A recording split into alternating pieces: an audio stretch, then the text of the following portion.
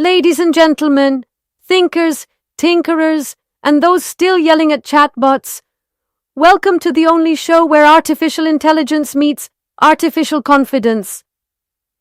On one side of the stage, a man who's been called Africa's foremost AI thought leader. He thinks he is brilliant, insightful, and yes, he still occasionally asks ChatGPT where the nearest petrol station is. Meet Johan Steyn. And on the other side, a stand-up comedian who's never met a robot he couldn't outwit or confuse. He's armed with punchlines, paranoia, and profound questions like, do AI bots dream of doing your taxes? Give it up for Hannes Brümmer. Together they'll make you laugh, they'll make you think, and they'll definitely make you wonder why your printer is still offline.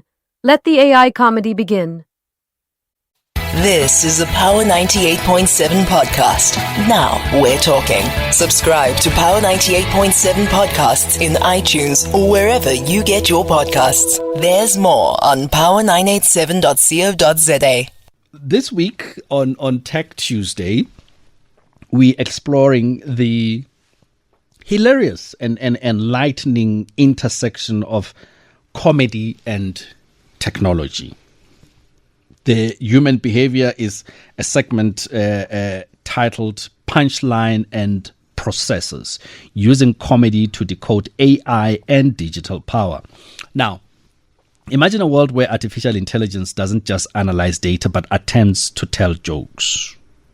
So our guests today, Johan Steyn, a human-centered AI expert, and Hannes Brümmer, an award-winning actor and comedian, recently co-created a groundbreaking keynote blending improv, storytelling, and live comedy with sharp AI insights. We will we'll explore why humor is a powerful tool for understanding AI, where machines struggle to grasp creativity and empathy, the absurdities of ethical dilemmas that arise in human-machine interactions, and practical lessons for workplaces, education, and society, all delivered with laughs and stories and lessons that prove comedy. It's not just about entertainment, but a lens through which we can decode technology and digital power. AI comedy. Hey Siri, please tell me a joke. I'm tempted to put Siri on the microphone and say, please tell me a joke and see what I will get. But we're on the line with Johan Steyn. Good afternoon, Johan. Kwena, it's lovely to be with you. I hope you're well. I'm good. Thank you. Thank you so much for coming through to speak to us. And we've got also Hannes Brümmer, comedian and actor. Good afternoon, Hannes. Hi there, Kwena. Lovely to speak to you. Are you good? I'm very good, yes. All right. How often do you get asked to tell a joke?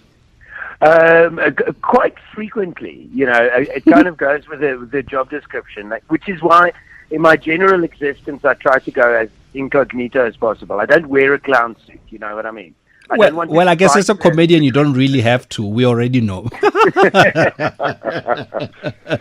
But thank you so much to the both of you for coming through to talk to us. What is a very interesting concept indeed. Johan, let me start with you.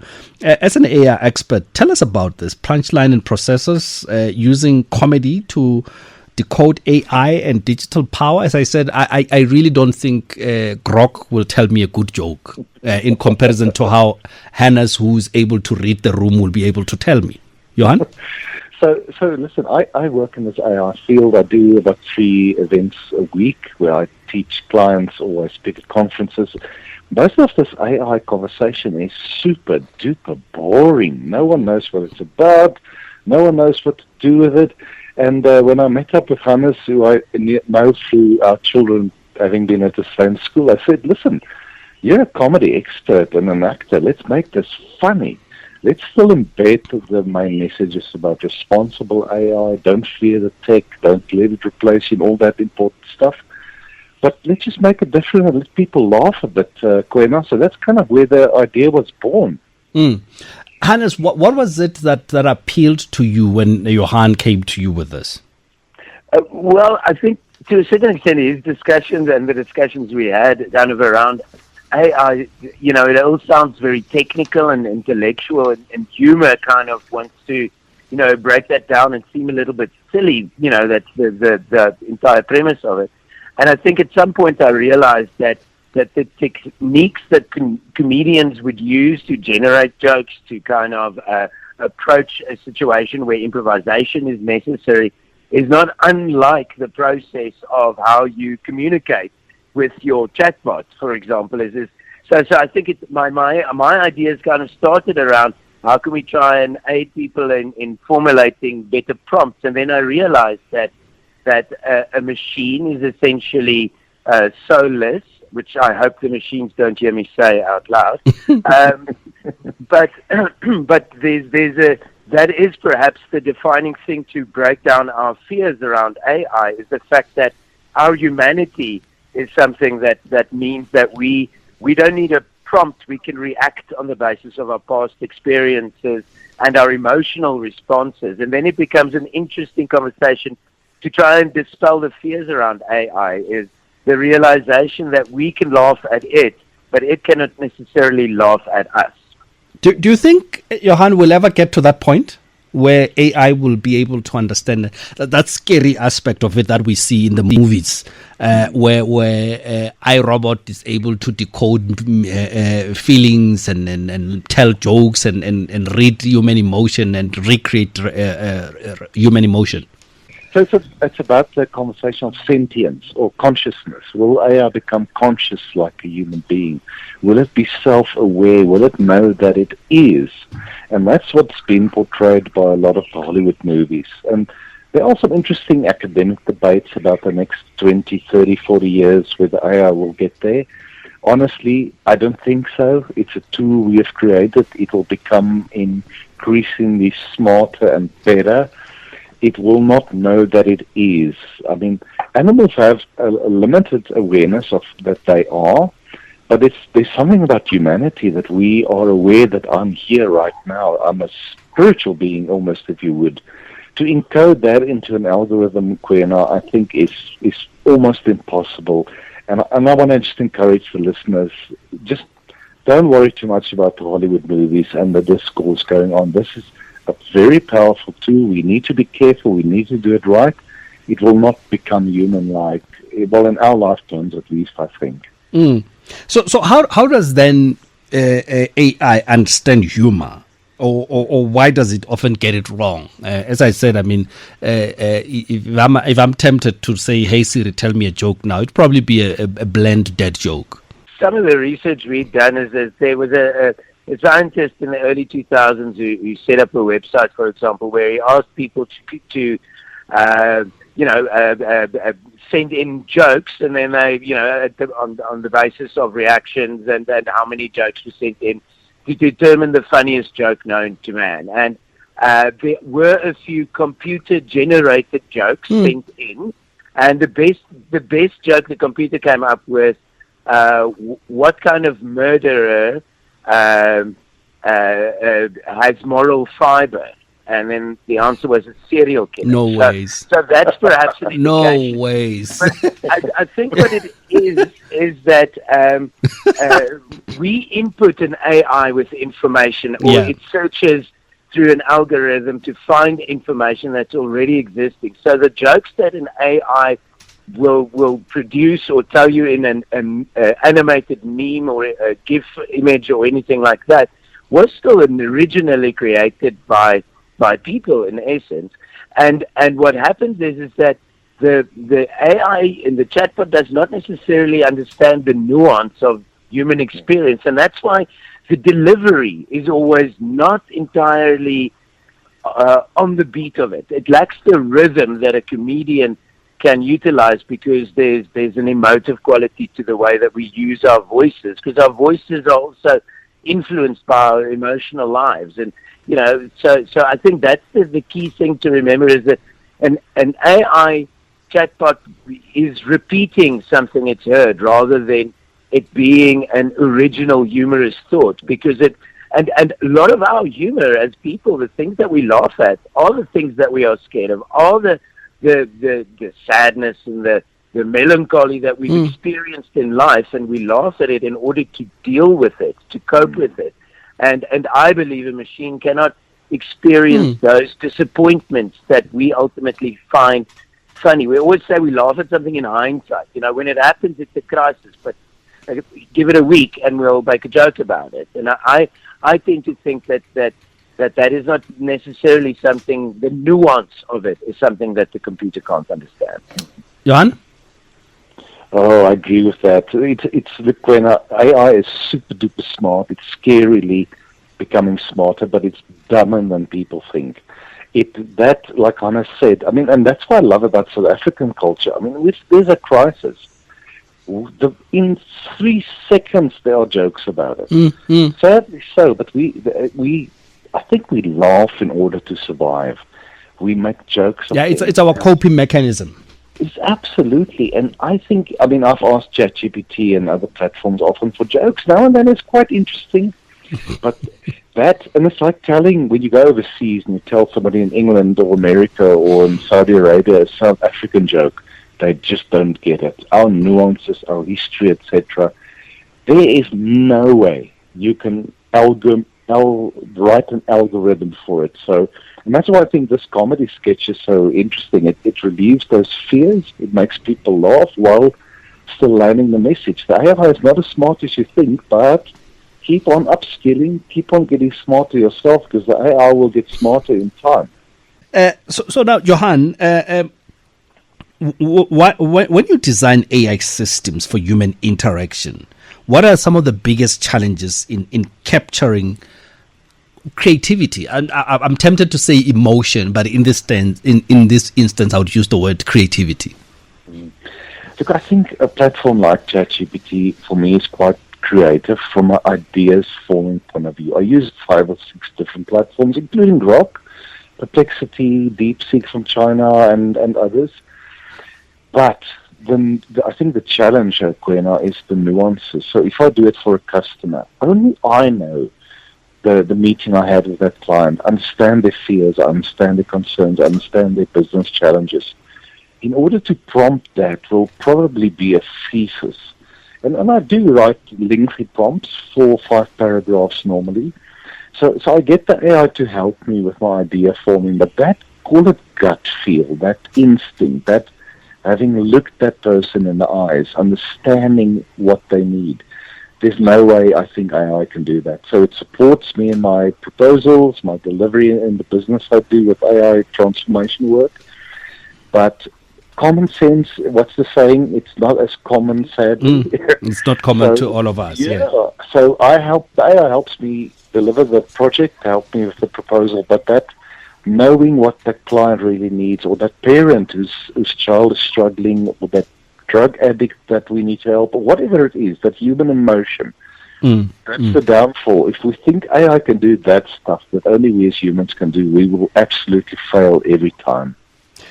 So Hannes, how do you then use comedy to help people understand complex topics like AI?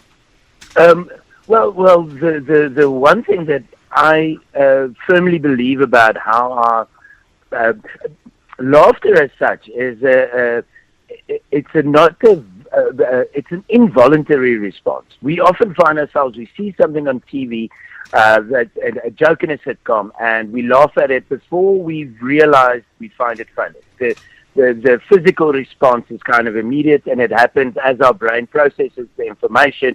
We find it funny and we react. And I have thought of it, and read about it, that on an anthropological level, what happens to our brains when we laugh is we get a moment's distance from the problem that's presented to us. We just give ourselves a brief opportunity to decide, are we going to fight this or are we going to flee from it?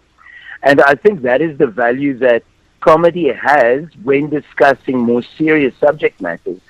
It gives us a moment to just get distance from our personal involvement in the subject at hand and kind of see that the threat it potentially possesses is seldomly as life-threatening as we thought it was. So I think that's where comedy, for example, that's why political jokes are something that we are fond of, and certainly in South Africa with a long political history, our ability to laugh at it gives us that little bit of distance to also make a logical decision about how we truly feel about it. So I think that's where humor is useful in approaching more difficult subject matters. And I think it actively removes the threat a little bit. I mean, here's an example. So over the weekend, now, if my surname didn't give it away, the hard R in my accent does. But I'm a first language Afrikaans speaker. Yeah. And this past weekend, there was a lot of things in the news about Afrikaans commercial musicians being concerned about the rise of AI and how it will challenge their industry. And then I can't help but think to myself, if you're concerned about a machine, a soulless being or entity having more verbal, lyrical, and emotional skills than you when it comes to songwriting, then I don't think AI is the problem. I think you need to go look at the songs you're writing, and that becomes something that I can laugh about to try and dispel the fears around AI taking over, for example. It's just by kind of getting an opportunity to get that distance. That doesn't mean humor and comedy can't be critical. Sometimes we need to learn a lesson from it. And if we laugh at it, that means the lesson's been learned. And that's maybe how we incorporate the humor element into the discussion about AI. Johan's got a really long list of some of the ludicrous chatbot responses people have gotten from the simplest of questions, because the machine wants to overanalyze it when the question was actually immediately in front of the hand. So that just gives us that sense of relief. Oh, we are still the driving force in this transaction that we have with information. We're in a conversation with a comedian and actor, Hannes Brümmer, and Johan Steyn, human-centered AI advocate. We are talking punchline and processes using comedy to decode AI and digital power. Hannes, would you say that in the near future you see AI taking over your job as a comedian? Well, I'm a stand-up comedian, and Grok doesn't have legs. Hannes, just staying with you on that. How do audience, if I may briefly, usually react when AI interacts unpredictably, say during a sketch? Well, we do have an avatar that we utilize in our presentation as well, and the way that she's been prompted is to be a little bit critical of us as well. So I think there is that kind of moment where an audience would react to our avatar in the presentation, at least, interrupting us, where there is that moment where I think they're going, oh, wait a minute, is this a Terminator situation? Is this Skynet taking over? But I think that's the briefest of moments. And then that's done and dusted, because it's actually, once again, a device we used and kind of prompted ourselves. So what she says is still, kind of derived from our thinking. But there is definitely, certainly people find it funny. They find it enjoyable because they've got the distance now from the avatar, and they kind of know, what the processes are involved. So I think there's a brief moment of shock, horror, and awe, but soon enough it's all explained. We're in conversation with Johan Steyn, human-centered AI advocate, and Hannes Brümmer, who's a comedian and actor. We are talking about punchline and processes using comedy to decode AI and digital power. Now, Johan, just picking up from where we left off, can you maybe explain how predictive algorithms in AI work? Maybe like Hannes was saying, you've got quite a lot of examples, using maybe some of the examples from the show. Kwena, so predictive analytics, or if you would, predicting the future, is what AI does. It's the difference between automation, automating your business processes, and AI is predicting what will happen in the future. And if your data is right, if you set it up correctly, with great accuracy. It's amazing from a business point of view. But I think what we do in the show is, and especially with the avatar interrupting us, is to also show how stupid it can be. And we all know it. You've mentioned Grok. I use ChatGPT and other platforms. Now and then when I prompt it, the stuff it gives me back, I want to tear my hair out. Like, how dumb can you be, AI? And I think that's what a lot of business people are struggling with. So that's a message we want to land, is that your human intelligence, your experience, your intuition, I just don't know how AI is going to replace it. It's going to help you if you use it right. It can predict the future through your data. It can show you patterns. It can show you churn possibilities in your customer base, for instance, or in your staff complement. It can do amazing things, but that human experience and human education, if you would, Kwena, I just don't know how it's going to replace it. And that's why we want to land it in a funny way. Like I said earlier, a lot of this AI talk is super duper serious, and half the time we don't even know what people are talking about. We want people to laugh while still understanding you have to be smart. You have to use your intelligence, and you have to double check what the stuff gives back to you, because it's often wrong. So now, Hannes, from a show's perspective, what do audience people learn about human-machine interaction from laughing at AI mistakes? What can we learn from this? Well, I think the first thing is that we have a tendency to, a la Hollywood, glamorize the threat that it presents. I think it is supposed to be an augmentation that facilitates our productivity. So I think what people get from having a bit of a laugh at the situations that AI creates, but also our approach to it, gives them just a little bit of cause to not get frantic about something that is part of our developing world. And it reminds them that they still hold the cards, so to speak, when it comes to, what it is that we need AI to do is still a little bit subject to what we tell it to do. And that's where we in the show, for example, also explore a little bit improvisational comedy techniques, which relies on one performer saying something to another performer, and that other performer must try not to say no. It must try to agree and accept the offer so that we can build a scene together. And it's interesting to note that AI is in that regard a wonderful partner, because it will always accept your offer. It will never try to block you by saying, no, I cannot do that. It will try its best, at least, to accommodate your offer. So maybe that's the approach to take, is to be open and still be human about the prompts that you give the AI, in the hope that it then comes back with the information you needed. But when it doesn't, to also remember, it's fallible, it has its own flaws, and it's funny. There's no reason to pull out your hair, but in fact, it's just a part of the daily processes that we're all used to in any case. Well, in my case, Hannes, there's no more hair left to pull out. So, do you think humor can change people's perception or fears about AI? People like me. Perhaps I have a certain bias, in terms of all the art forms I could have chosen. Humor was ultimately the one, because I honestly think that it has the capacity to change the world day to day. Because humor allows us to accept our own weaknesses. So I think that's where it kind of aligns with our opinion of AI, is if we accept our own humanity and we have a laugh about what our own failings, then certainly we have the capacity to also, welcome change.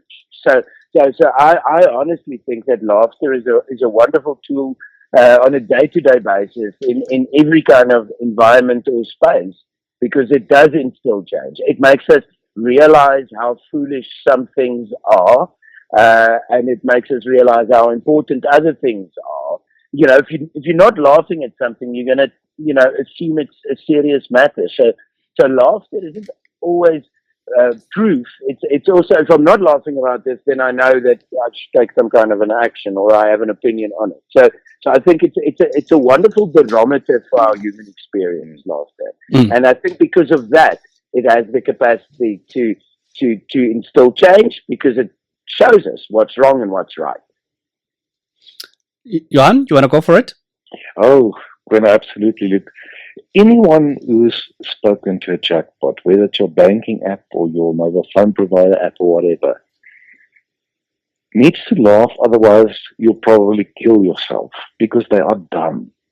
They can be much smarter, and that's why we need to laugh at it, because the moment, and maybe just to kind of hook in with what Hannes is saying, the moment I can laugh at how dumb this technology is, even though it's super powerful, but it's still dumb because of the way we humans set it up, it makes me relax a little bit. The chatbot is not that smart. I don't have to worry so much about my job. In the sketch, we speak a lot about upskilling and learning and don't be lazy, which is important. But if I can laugh at it and relax a bit, I often say, Kwena, if I fear something, I won't learn. Once I don't fear it anymore, I will learn. And that's for me as an AI guy. If I can get the audience to say, we don't have to worry so much. We can actually Google, we can research, we can ChatGPT, we can read, we can listen to podcasts.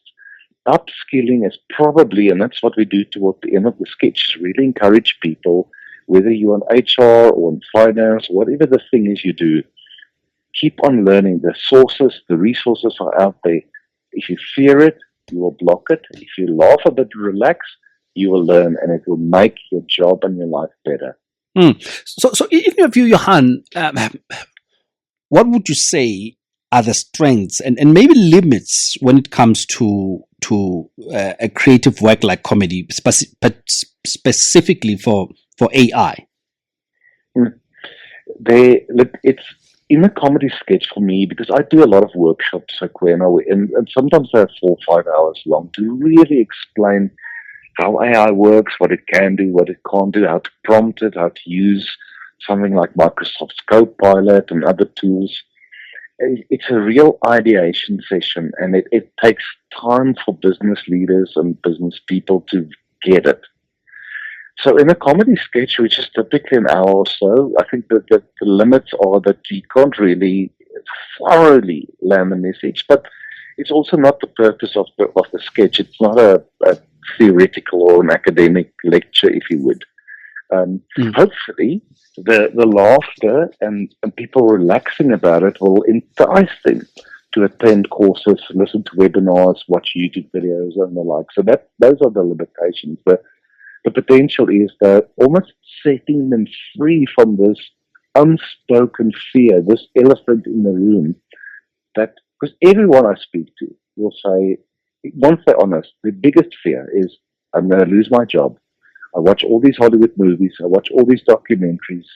I watch all the stats in the news about job displacements, which are true. But if you know how to use this technology without having to be a technical person, it can greatly enhance your career prospects, irrespective of the work you do. And as AI improves, right, do we see AI eventually being able to understand and create human-like jokes, or do we leave that to Hannes? Well, sorry, I think I jumped in there. I think that's a lovely question. We ask this question is we know that AI can tell a joke because we can input a joke into it, but we have to ask ourselves, does it get the very joke that it's trying to tell us? And I find it difficult to believe that it will ever truly understand that, because if I can put it this way, if I go to bungee jump, the AI can tell me exactly what will happen to my heart rate when I bungee jump, but I'm the person who has to wash my underpants. Well, I'm glad you do your own washing in that in that respect. So tell me about the sketch. So where can people catch it? Is it live? Can we find it online? Johan? Yeah, Kwena, so what we've reached out to a number of corporate clients that I deal with. Many of them have booked us. A lot of it's for year-end events, but we also find that they are booking us for like the HR team or the finance team kind of events. The best is to, you can obviously Google me or Hannes. I often just give my website, and people can go there and contact me, and Hannes and I will reply. And that is AI for business.net, so AIFOR business.net. and reach out to us. And we will, obviously, it's important to understand your company or the function. Winding down towards the end of the year, so this is also a time where I'm relatively busy outside of what Johan and I do with kind of corporate functions and the like. But people can most certainly follow me on the socials, on Facebook and Instagram at Hannes Brümmer, and I am the occasional quiz master as well. So if you need to, I'm the guy. But social media, and once again, that's utilizing AI algorithms. You can just, at Hannes Brümmer, you'll find me on the social media spheres, and all my gigs are advertised and shown there as well. Well, one thing for sure, I know that the AI will not be replacing me anytime soon. No, definitely not. All right. Johan Steyn and Hannes Brümmer, thank you very much to the both of you for coming through to talk to us. Appreciate your time and your insight. Human-centered AI advocate, Johan Steyn and Hannes Brümmer, who is a comedian and actor. And it's very interesting. I mean, as I was saying, that a simple, hey Siri, tell me a joke, is it's funny. Look at that. Ah, yes, the world of work, where yesterday's skills are today's paperweights. Remember when knowing how to send a fax was a marketable skill? Now, if you ask Gen Z about a fax, they think it's a TikTok dance move. Look, I get it. Upskilling sounds like hard work. But so did walking, when you were young. The truth is, if you don't adapt, you might soon be replaced by an AI who never takes coffee breaks and doesn't need a dental plan. Just saying.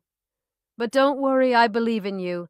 You've survived dial-up internet, Windows Vista, and group Zoom calls with your camera accidentally on. You've got this.